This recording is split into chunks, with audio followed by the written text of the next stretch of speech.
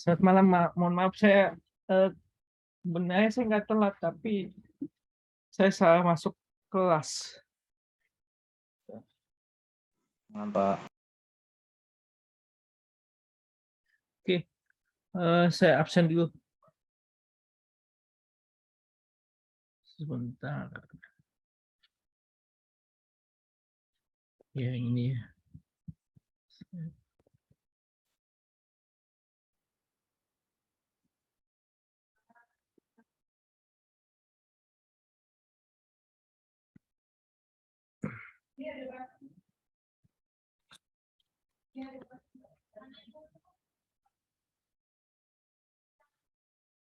Abdurrahman Hakim. Adam. Adam hadir, Pak. Kemarin hadir apa enggak?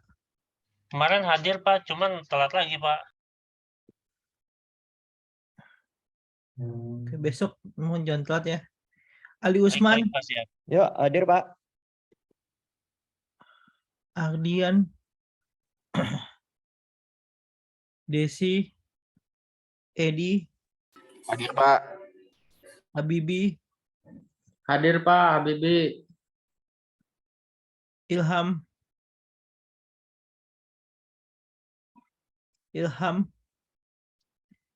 Ita, Hadir Pak. Joni,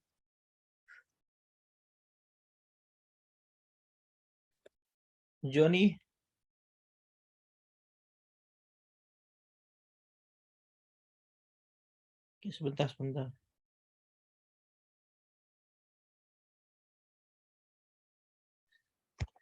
Joni, oke, nggak ada. Mufid, Hadir Pak. Muhammad Fahri, Hadir Pak. ya, Muhammad Wisnu, Maaf Pak, Ilham Hamdi hadir Pak. Tadi macet Pak, bukan? siapa? Ilham Hamdi Pak. Ilham Hamdi. Kemarin masuk atau gimana Ilham? Masuk Pak. Masuk tapi telat. Ya, telat Pak. Oke, saya biasanya kalau pas sebelum ini saya juga bingung saya. Biasanya saya Ya, kemarin- sebelum mau tutup Zoom itu saya tanya, ada lagi yang belum di absen? Ya kemarin masuknya telat jaringan bermasalah juga Pak. Oke. Ya Pak. Tapi kedepannya saya nggak mau mentolerir lah. Ya Pak, maaf Pak. Ya Pak. Jaringan Maaf, Pak. telat, kebanjiran, apalah. Sebagai contoh, saya kalau kuliah onset misalnya kalian telat Pak kena macet. Itu kan nggak logis. Oke. Lanjut. Pak, makasih ya Pak. Oke. Muhammad Wisnu.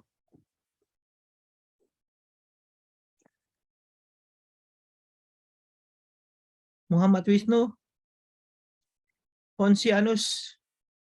Hadir Pak. Rafael Pranata. Rafiatun. Hadir Pak. Yunisara. Hadir Pak. Oke. Diki Rahmat. Diki. Kolis. Oke. Saya absen. Oke. Kalau nanti bisa saya setelah penjabaran nanti saya panggil lagi. Jadi seandainya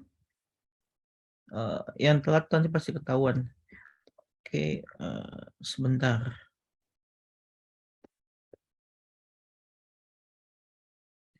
Ya, ini aja lah, lebih lengkap.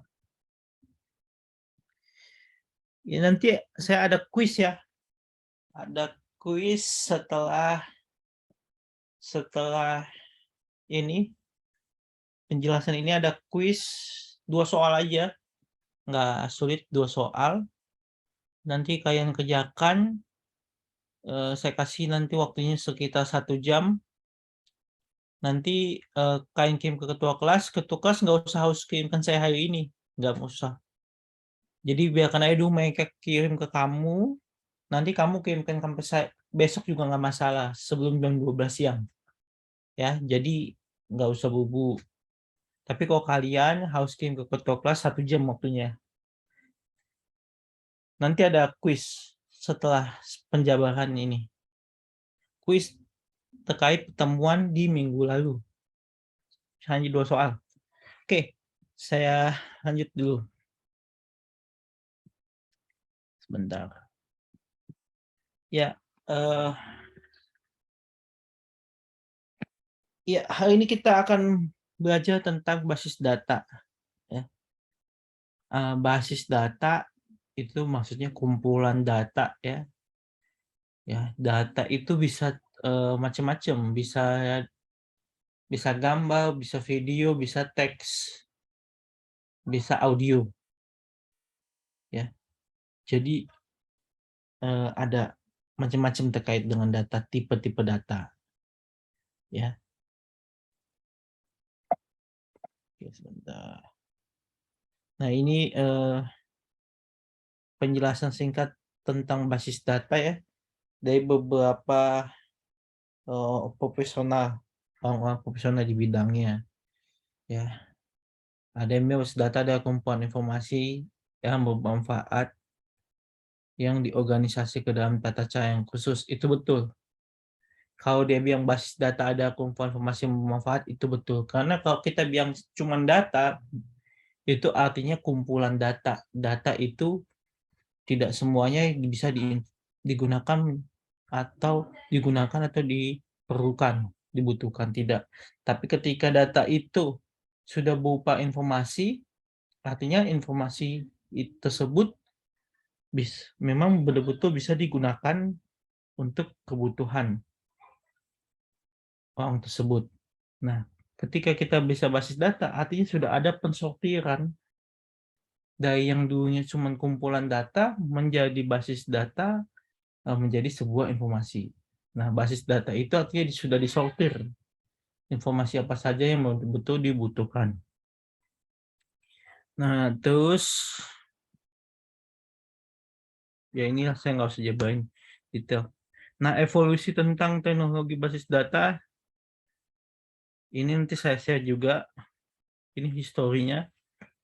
Kita nggak usah fokus di dalam situ.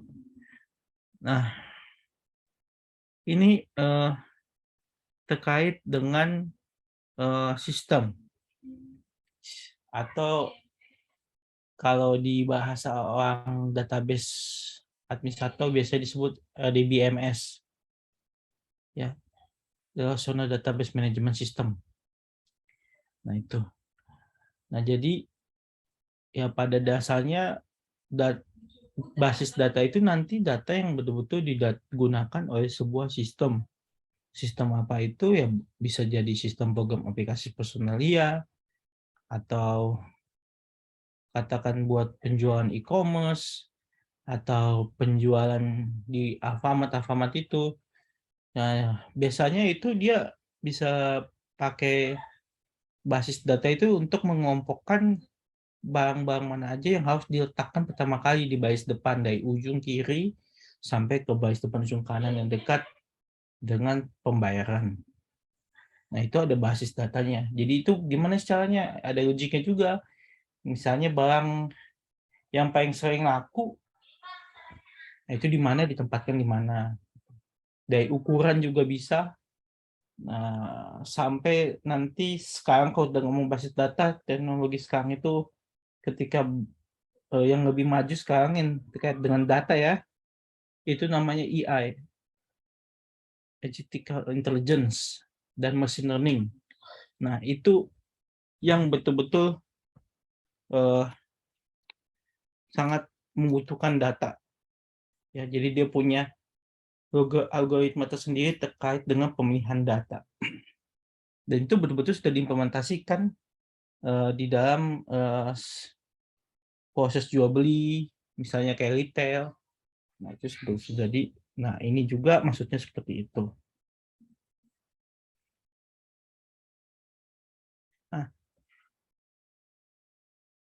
Nah, ini maksudnya ini apa? Apa itu DBMS? DBMS itu Database Management System. Nah, ketika tadi yang sebelumnya data-data yang ya ini data-data ini, misal database ini atau tabel-tabel ini ada bisa database personalia, database pelatihan, itu punya keterkaitan antara satu tabel dengan tabel yang lain, ya maka harus ada sebuah database manajemen sistem, artinya yang mengelola data-data tersebut, ya. Gitu. Nah, kalau kita ngomong relational itu artinya nanti akan ada lagi nanti di bawah, tenangnya. Nah, terus ya ini keuntungannya dari pemakaian sistem basis data, otomatis yang pertama itu konsistensi data. Nah, data itu otomatis tidak berubah-ubah, ya. Entah misalnya nama si A di data nilai maupun di data kehadiran tetap sama, nggak ada perubahan. Itu adalah konsistensi data. Nah, terkontrol betul terkait dengan konsistensi data dapat dipakai bersama-sama betul. Jadi informasi nama ya itu bisa nama, misalnya nama, contohnya nama kalian di dalam sistem informasi ITTS ya, itu otomatis bisa dipakai bersama-sama untuk di dalam data nilai, di dalam data hadir, macam-macam ya, otomatis memudahkan standarisasi. Betul, ketika kita mau bikin standarnya, misalnya namanya itu harus 14 karakter, jika lebih dari 14 karakter dipakai titik, tidak usah panjang-panjang, atau NIM-nya itu harus misalnya kita bikin standarisasi 2 angka depan di awal melambangkan bahwa dia masuk tahun berapa. Nah, akhir itu nanti kita bikin sesuai 4 tahun, ya di tahun berapa dia harus lulus. Nah, jadi ketika ada dosen cuma dikait lihat NIM-nya aja langsung ketahuan, oh ini angkatan lama nih, angkatan bapuk gitu. Kelihatan dari NIM. Nah, terus standarisasi udah, keamanan data terjamin betul. Ya. Terus pihak integrasi data betul, dan data independensi. Oke. Sistem. Nah, data itu pada dasarnya memang ketika kita bicara dengan sistem informasi, data yang masuk di dalam sebuah sistem pasti sudah berupa basis data. Artinya murni sudah berupa sebuah informasi. Bukan dalam bentuk raw atau data biasa. Ya. Nah, ketika basis data itu dimasukkan sebuah sistem di dalam sebuah aplikasi, nah itu bisa dibilang menjadi basis data tersebut berkembang dari sisi perspektifnya menjadi database manajemen sistem, karena dia sudah masuk ke dalam sebuah sistem, ya, yang kemudian data tersebut dapat dimanipulasi dengan baik untuk memenuhi kebutuhan sebuah sistem. Ya, jadi sistem basis data itu otomatis nggak bisa berdiri sendiri, dia bergantung sama beberapa komponen. Yang pertama hardware, yaitu servernya. Yang kedua OS, mau pakai Windows, pakai Linux atau apapun. Siapa nih? Ada yang WhatsApp saya, mahasiswa. Nah, terus yang kedua basis data.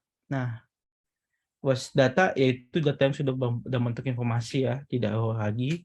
Nah, database management system ini terkait dengan aplikasi, ya, aplikasi database. Entah dia mau pakai macam-macam ya sekarang database.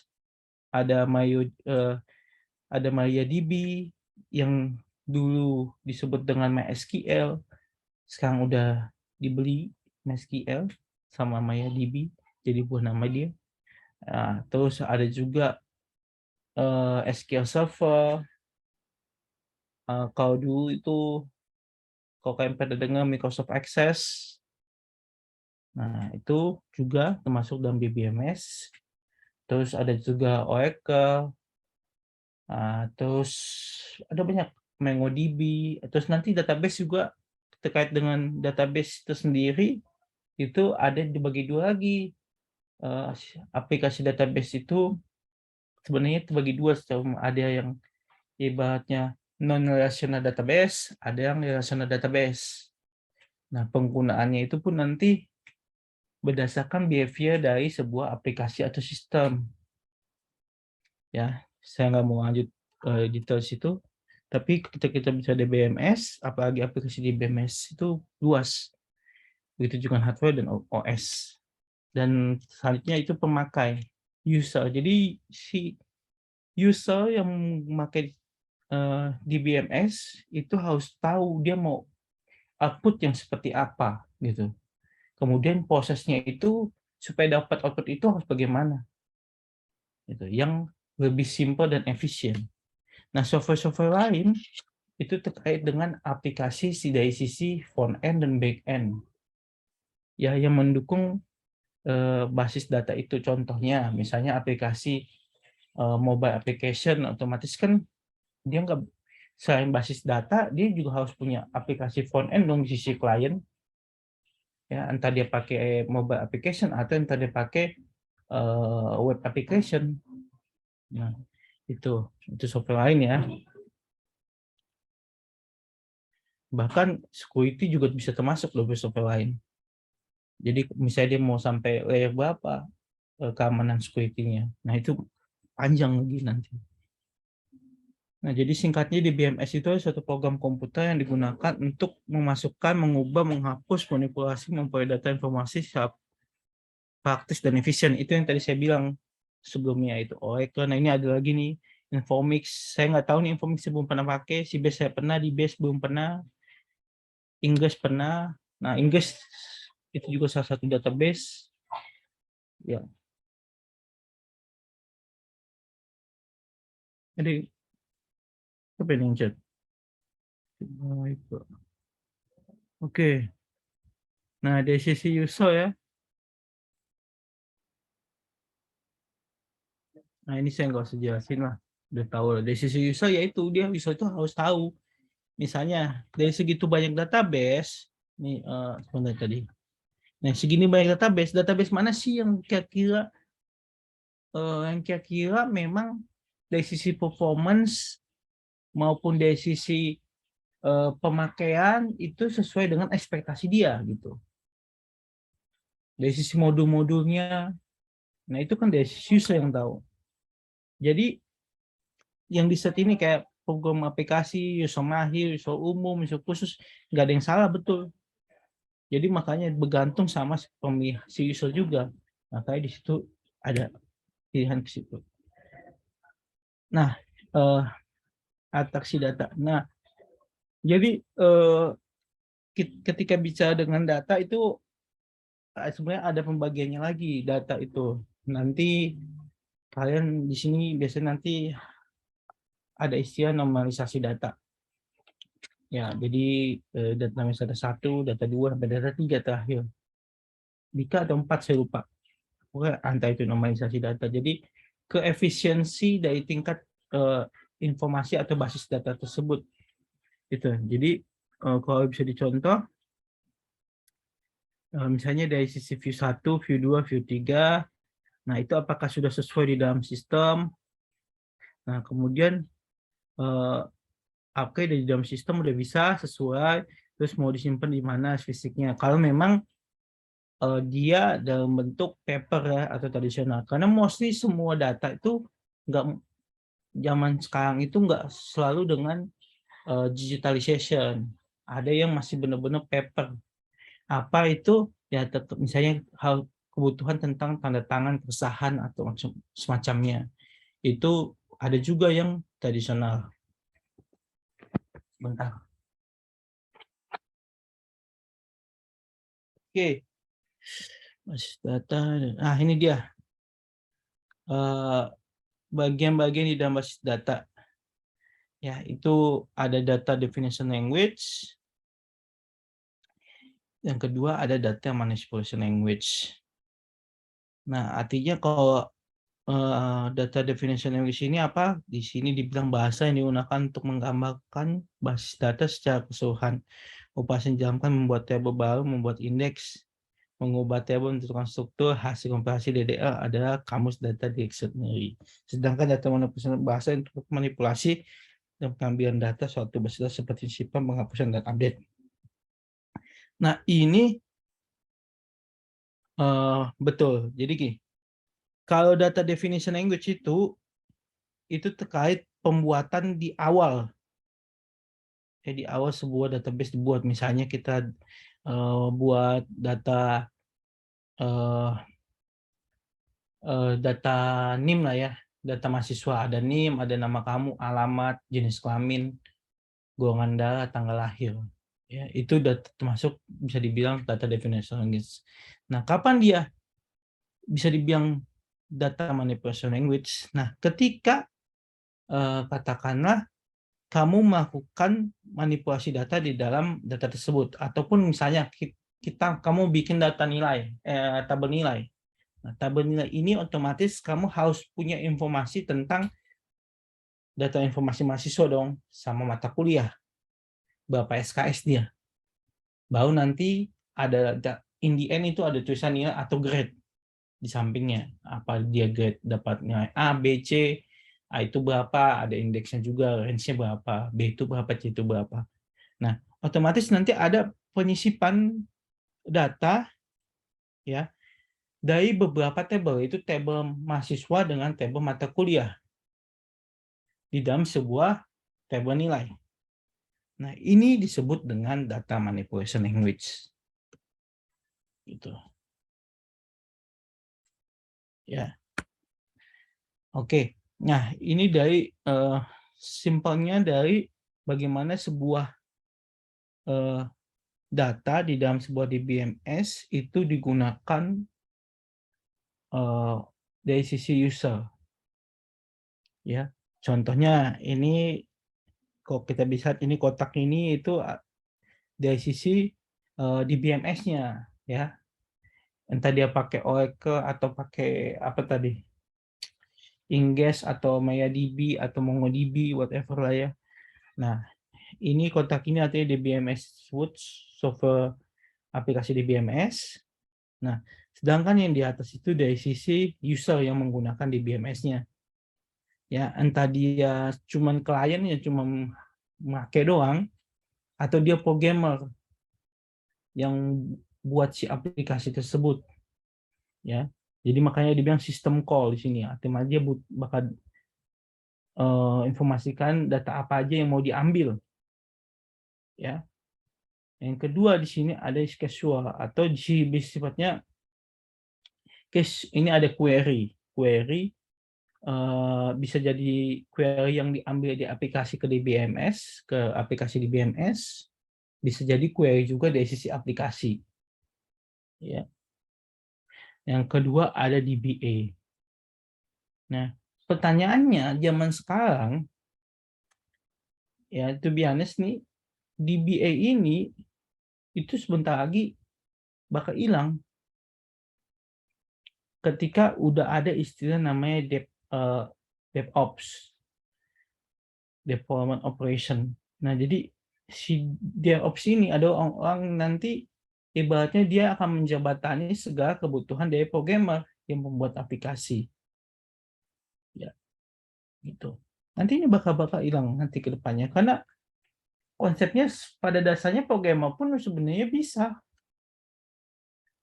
bisa membuat database yang baik untuk aplikasinya. Nah, kapan kita butuh seorang DBA? Ketika di sebuah sistem tersebut terdapat multiple database yang dalam jangka yang gede database-nya atau kompleks digunakan bersama-sama macam-macam aplikasi. Ya, ketika itu butuh DBA. Biasanya nggak semua di sebuah perusahaan itu pada dasarnya nggak ada yang nggak ada DBA-nya, ada yang ada. Nah, gitu. Banking rata-rata udah ada DBA pasti. Ya. Oke, saya lanjut. Nah, ini yang di sini yang bulat ini itu menyimpannya di hadis ya. Entah pasti di hadis itu baik di dalam bentuk file data ataupun data warehouse. Data warehouse itu apa? Kamus data. Ya. Nah, file manager ini apa? Itu transfer datanya. File transfer, apakah dia transfer datanya misalnya pakai macam-macam kan aplikasi data transfer. Nah, itu. Contohnya misalnya FileZilla, atau dia pakai FTP, atau dia pakai HTTPS file HTTPS untuk jadi transfernya, atau dia di layer hardware, jadi langsung pakai koneksi FC, macam-macam makanya saya bilang. Oke, jadi nanti saya kasih lah ini detailnya. Nah, ini saya lanjut lagi model data dalam SBD.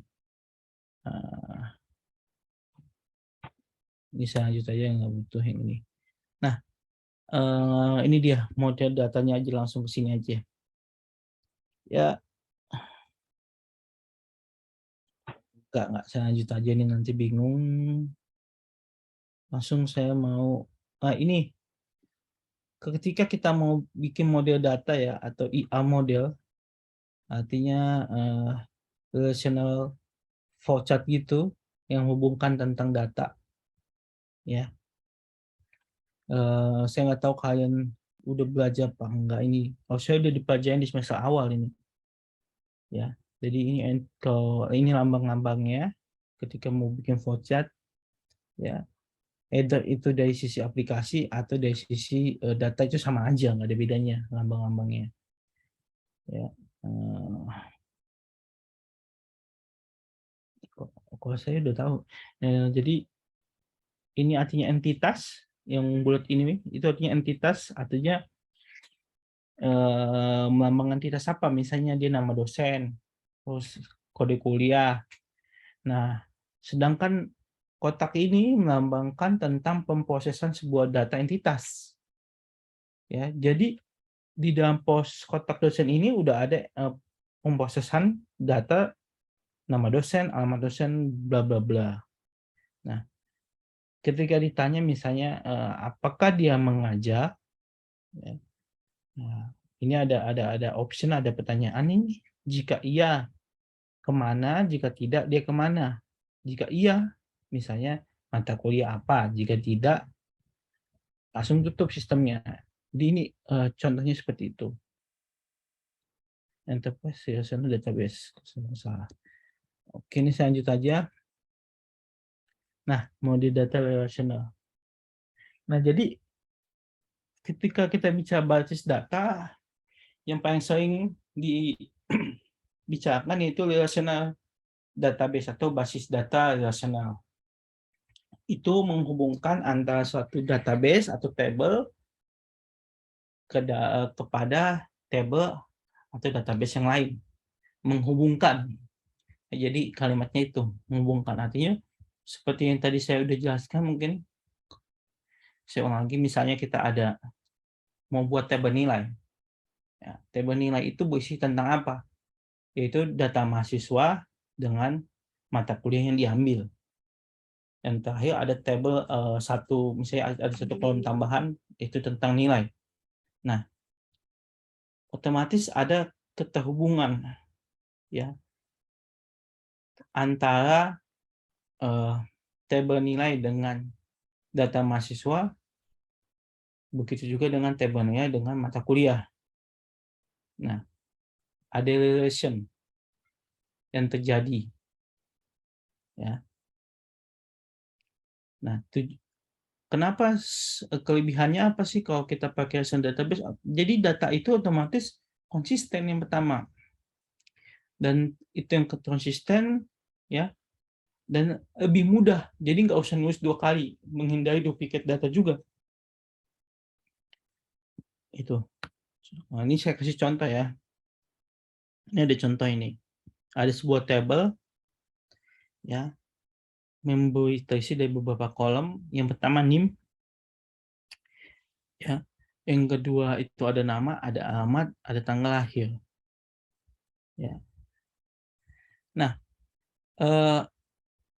kolom name, khusus kolom name itu biasanya disebut dengan primary key atau yang melambangkan ya bukan melambang nggak yang mendeskripsikan karena primary key itu sifatnya unik, otomatis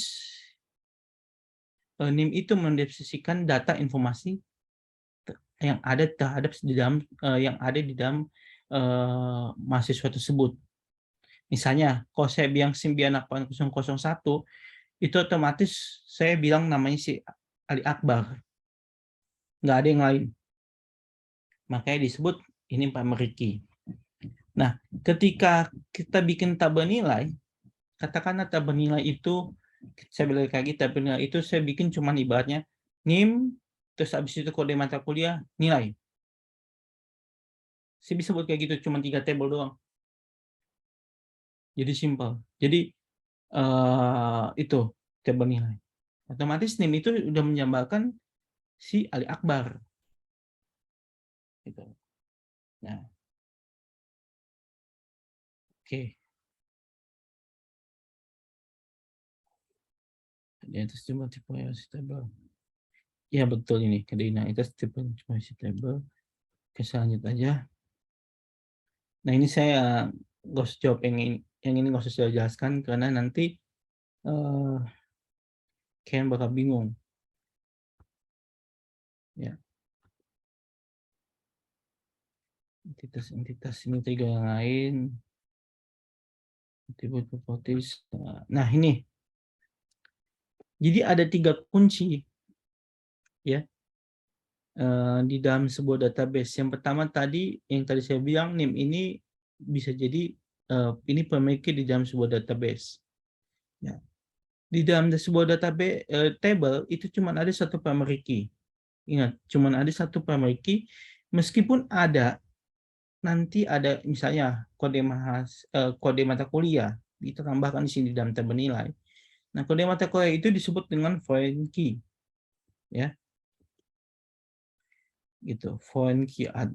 Sedangkan informasi yang lain yang kayak misalnya nama mahasiswa atau alamat dan tanggal lahir ini disebut dengan kandidat key.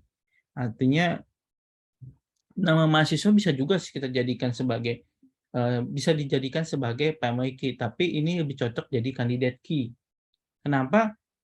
Karena sangat mudah, lebih mudah menghafal angka dibanding menghafal sebuah huruf, gitu. Dan pattern-nya pun lebih mudah dibuat dengan angka dibandingkan dengan huruf. Karena nama mahasiswa kan beda-beda. Kita misalnya, gue pengen bikin ibaratnya nama angka itu yang hurufnya itu nama aku kan mahasiswa gue harus depannya A, nggak bisa kan? Gitu. Nah kalau dengan NIM kita bisa bikin pattern, angka kita bisa bikin pattern. Itu kenapa primary key mostly semua itu unik. Ya, either dia bisa jadi angka, either dia jadi variable karakter yang bisa angka dan juga bisa huruf. Oke. Nah, jadi primary key itu apa? Nah, ini ada penjelasan sedikit salah satu dari candidate key yang digunakan sebagai pengidentifikasi suatu entitas atau entitas yang tadi saya jelaskan. Nah, sedangkan candidate key merupakan kumpulan atribut minimal yang dapat membedakan entitas satu dengan entitas. Jadi saya bilang nama itu candidate key bukan primary key, tapi bisa dijadikan primary key, tapi nggak relevan jatuhnya. Ya, karena tadi saya bilang gimana bisa mengkelompokkan membuat sebuah pattern dengan nama orang yang kita nggak bisa buat seenak jidat. Gitu. Nah, terus ada lagi super key atau satu atau lebih itu membedakan entitas satu dengan entitas lain dalam entitas. Nah, super key ini terdiri dari primary key. Ya, super key ini bisa dibilang juga terdiri dari primary key. Nah, contohnya NIM ini selain primary key ini bisa jadi super key juga di the table yang lain. Gitu. Kenapa? Karena dia yang bisa membedakan antara satu entitas dengan satu entitas lain. Itu kenapa dia ketika saya bilang saya mau bikin tabel nilai, saya nggak usah tabel nilai ya, saya bilang saya cukup pakai NIM, terus saya cuma pakai kode mata kuliah langsung nilainya. Nah, saya ambilkan si primary key jadi super key-nya di sini. Gitu. Nah, ketika di tabel nilai, ya, primary key-nya itu siapa? Tetap si NIM ini saya bikin. Bisa. Gitu. Ya. Oke. Itu makanya dibilang dia jadi super key. Ya, ini contohnya. Nah, ini yang paling tepat ya, nomor KTP ya. Nomor KTP itu jadi super key.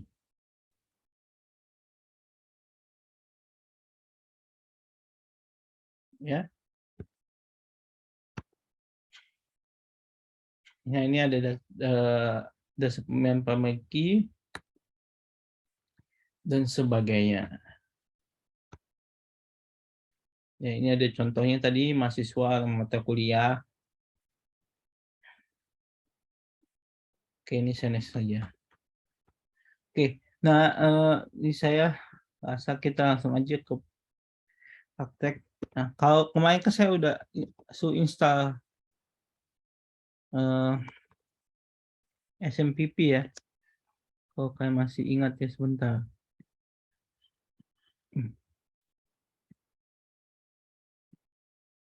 SMPP. Udah saya buka. Oh ya, udah running. Nah, SMPP itu ini ada database juga, ada web server sama ada file client. Ya, tapi ini dalam pakai aplikasinya POFTPD. Ya. Nah, contohnya ini sebentar. Localhost. Nah,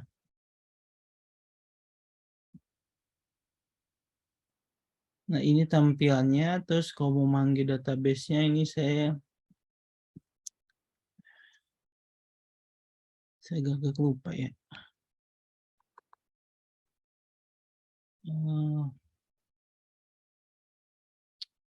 Wait. Sebentar ya, saya agak lupa nih. Tapi service tadi udah saya udah lama nggak pakai ini sih. Kan ini biasanya PHP kan. Sebentar ya. Contoh use with SMPP.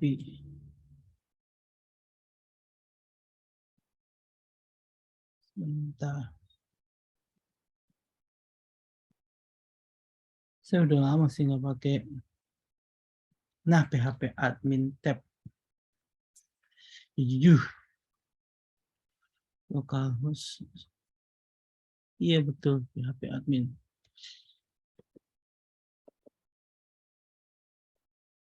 Nah, sebentar ya.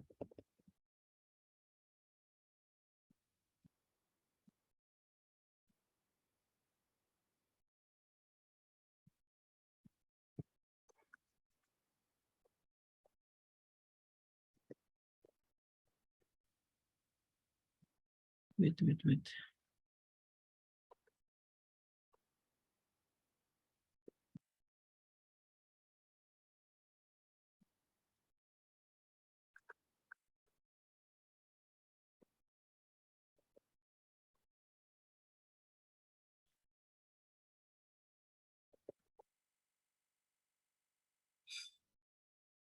Sebentar ya.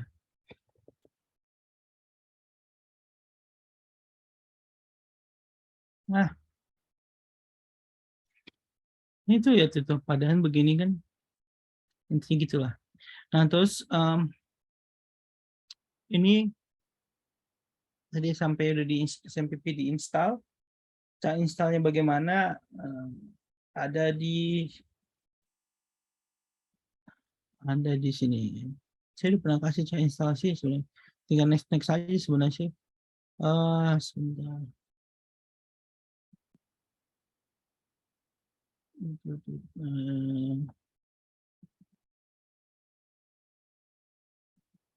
Nah ini instalasinya. Ini di Windows ya. Jadi pertama itu download dulu ya. Untuk software Windows, udah download, terus buka, open, klik OK, next saja ya. Nah ini next saja. Ya udah, langsung kalau udah nanti langsung tulisnya begini. Terus apakah kita mau dijalankan? Sekarang panel SMPP-nya, ketika iya nanti otomatis muncul begini atau begini ya panel SMPP ya. Nah terus tinggal start stop restart atau mau configure. Ya kalau ini mesti bawaan ya. Nah, oke. Sebentar. Nah ini database-nya. Tapi ini konsep di SMPP ini ising PHP ya. Nah nanti ini juga nanti kita pakai SMPP ini nanti buat framework ya, buat framework pemrograman, buat framework web program itu menggunakan si SMPP ini karena ya ribet ya. Jadi ini contohnya ini misalnya kita buat nih database ya. Kayak apa ya? NIM database name-nya itu data siswa ya dah. Ya, secret ya. Nah ini data siswa. Nah saya mau buat table apa? Ya misalnya table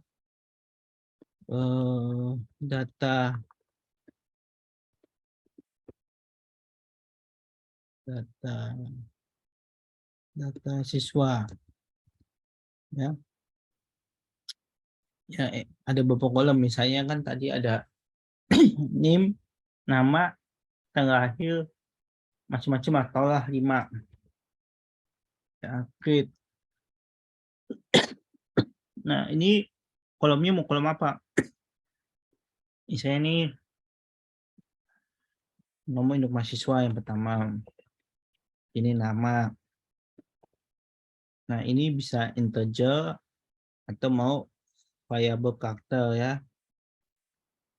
Katakanlah varchar ya. Ini sama juga. Jadi ini bisa huruf, bisa angka gitu. Nama, terus di sini alamat. Ya tanggal lahir. Ya, tanggal lahir. Ya. Terus jenis kelamin.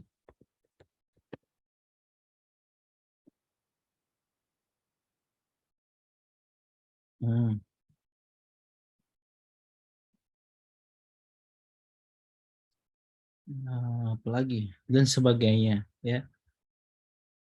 Misalnya kita batasin ya, ini 5 aja panjangnya, ini misalnya terserah misalnya 50 ya, masanya nggak boleh kosong ya, itu tinggal.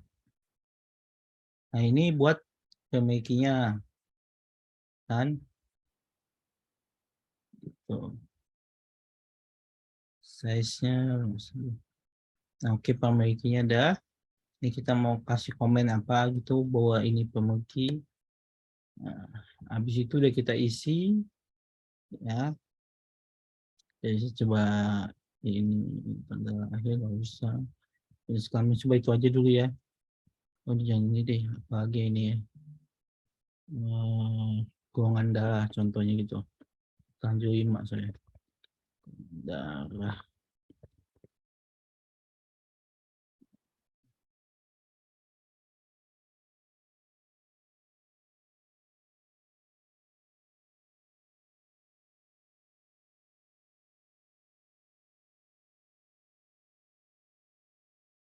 Nggak usah. Nah, oke.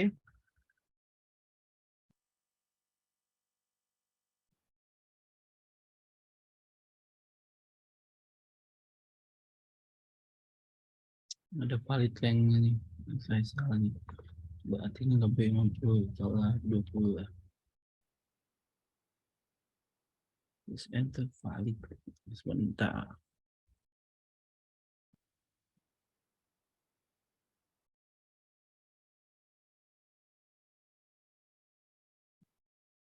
Oh, sini ada masalah.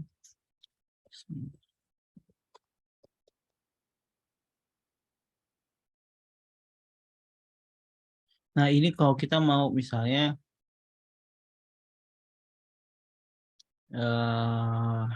dari sintak SQL query, ini kayak gini sintaknya ya. Ini tinggal di copy paste aja nih. Terus nanti kita tinggal ke sini. Nanti bisa juga, atau kita mau pakai konsul. Sebentar ya. Harusnya ini bisa, sebentar. Katakanlah, semua pakai query dah.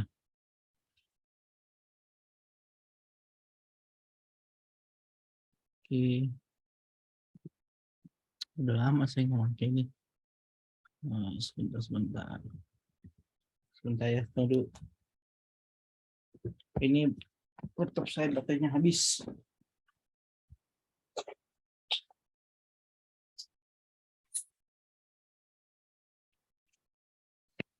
Oke.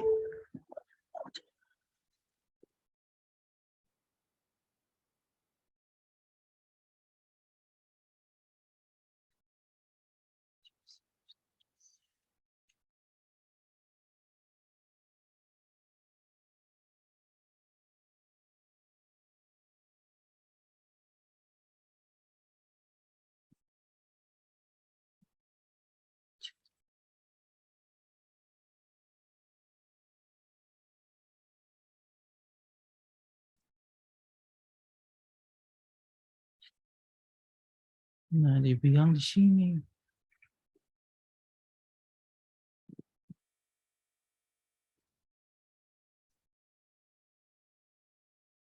Sudah saya.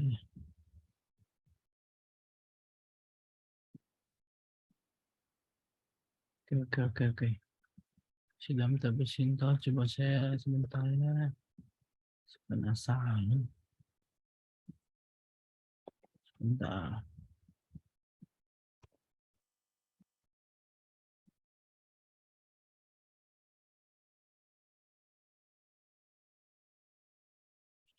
Oke. Nah,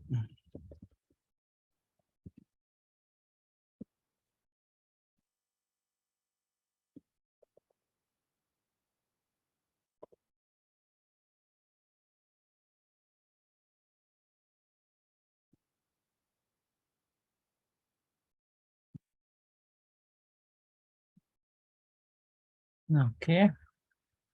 Nah, udah informasi begini nih. Kalau kita mau misalnya mau isi ini sintaknya, ini kalau mau tampilkan mau ngisi berarti pakai insert. Ini udah ada nih. Gitu.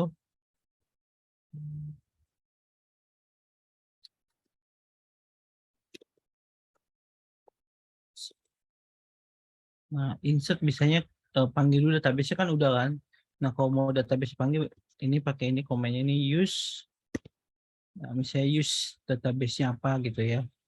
Misalnya use data siswa. Yang habis itu insert.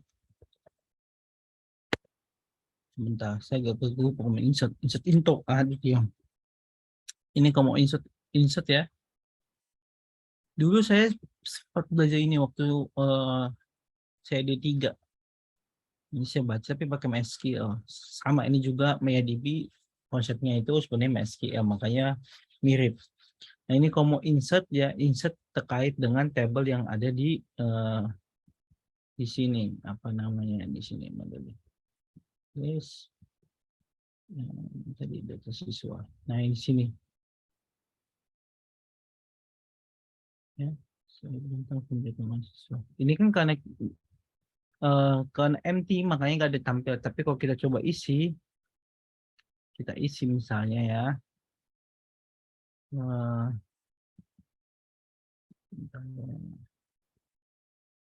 ini dia.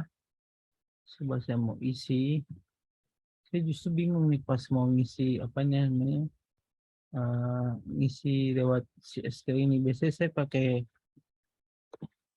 ini ya. Data siswa misalnya data siswanya itu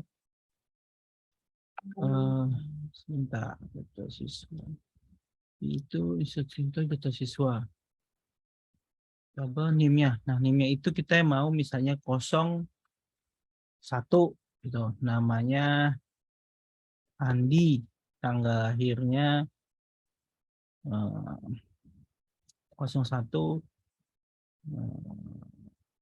02 1999.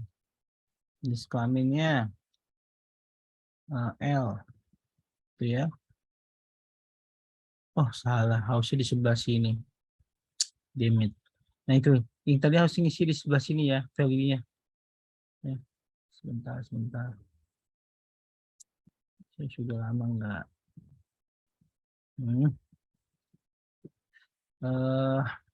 01 namanya Andi. Terus value-nya 3021999. Wait. Terus tanggal lahir jenis kelamin laki gitu ya. Laki.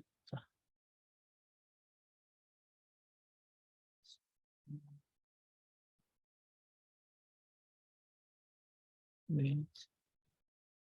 21. Oh, tipe datanya ini integer atau si Andi. Gua ubah jadi karakter. Pantesan. Nah, gitu ya.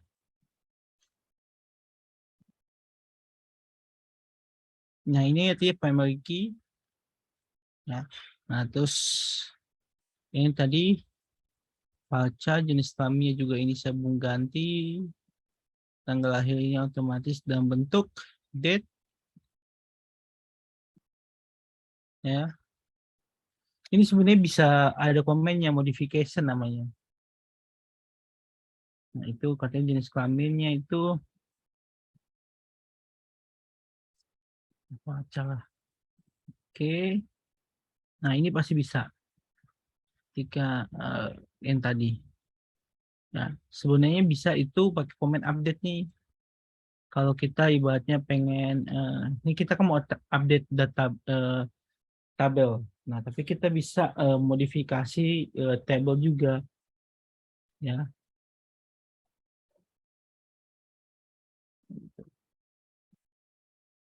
Oke.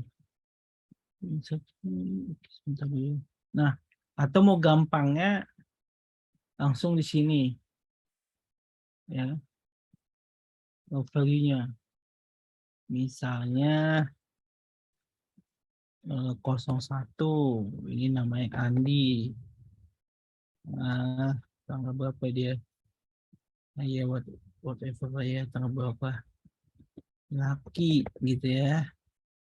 Ini paragraf nah satu insert atau sampai ini sama aja sih. Ini kalau pakai query yang itu kalau mau pakai insertnya.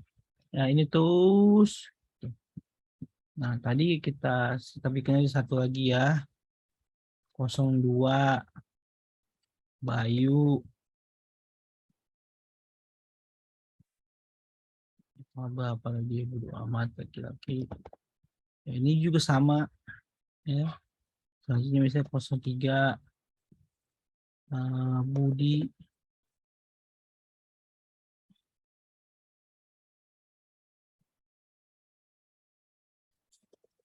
Gitu ya. Itu dulu insert. Oke, nah terus kita mau, nah ini yang tadi kita udah masukin, ya. Itu contohnya. Ya. Oke. Itu terkait dengan basis data.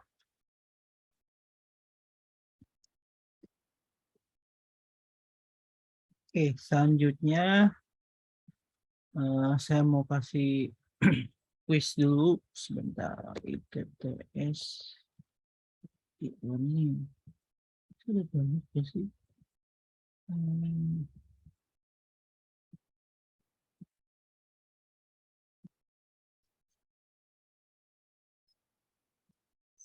Di sini itu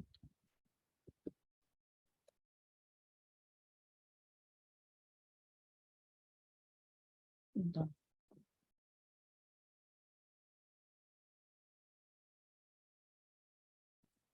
Kok nggak masuk? Soalnya di dalam soalnya.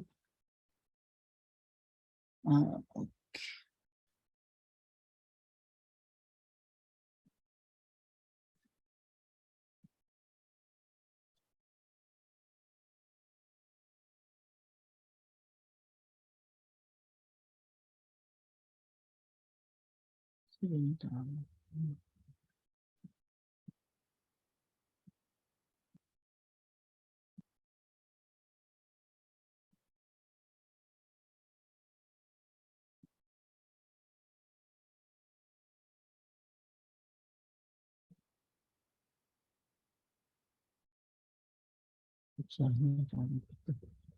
Nego aja lah.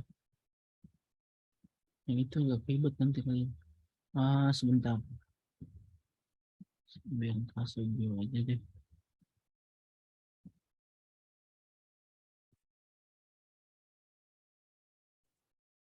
Nah ini aja. Saya download dulu.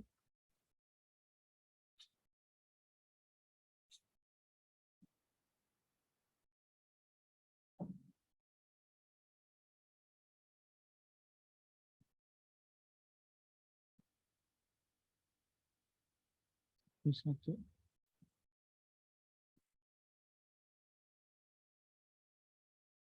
Nah ini soalnya saya masukkan di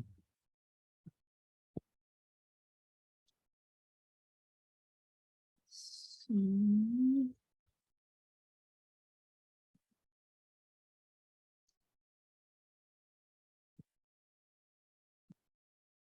Nah,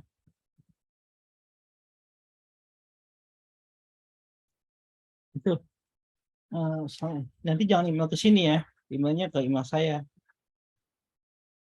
ke sini.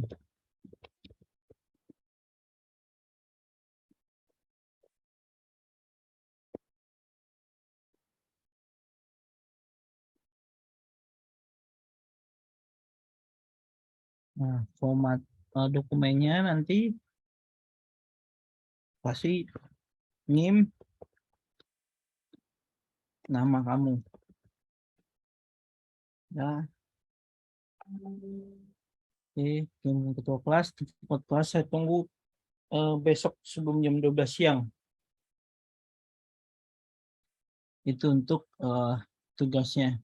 Bukan tugas, quiz. Ada yang ditanyakan? Dikumpulkan di ketua kelas ya, Pak? Ya. Saya kok kayaknya ke saya itu ada kemungkinan bisa jadi saya miss. Karena saya kan nggak hafal email-email kalian. Walaupun bisa saya search sih di sisi date waktu masuk. Ya iya kalau mereka kalian sesuai nge-nya waktu yang saya tentukan. Tapi kalau enggak, itu masalahnya di situ, makanya betul banget kelas. Nah ini cuma 2 ya, itu tugasnya. Soalnya udah saya kasih di sini, saya semua udah tahu soalnya. Oke, waktu kerjanya 1 jam dari sekarang. Ya berarti jam 9:30 harus dikirim ke ketua kelas ngirim ke saya itu nanti siang aja.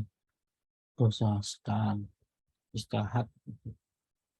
Oke, kalau tidak ada, Tanya Iya. Pak. Iya, Dalam Pak. bentuk PDF Pak. Fullnya Pak. Apa gimana? Muatnya dalam bentuk PDF ya. Nggak ada masalah saya. Yang penting nanti ada Untuk sintaknya di ini kenapa? Ya PDF juga nggak apa-apa. Di PDF terus habis itu jawabannya dalam bentuk format doc atau enggak ada jawabannya dalam bentuk query terus capture hasil di HTML-nya kayak mana enggak ini tampilannya. Jadi ada dua yang pakai nomor 2. Kalau ini kan penjelasan. Ya, tapi kalau ini kan normal harus buat. Nah, sintak buatnya ditampilkan, habis itu gambarnya juga tampilannya tampilkan. Gitu.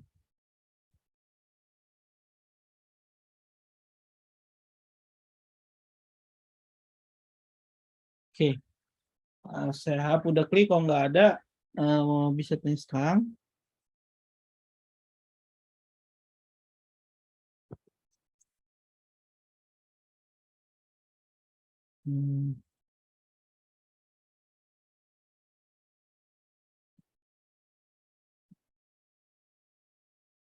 Oke, ada yang lagi yang belum di absen?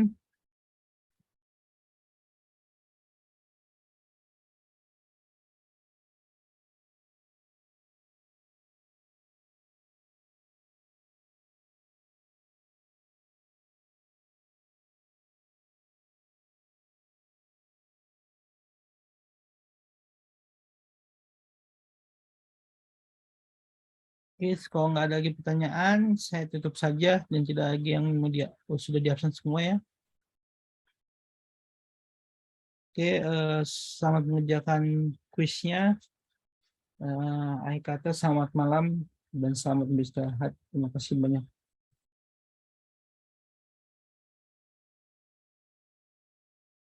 Oke,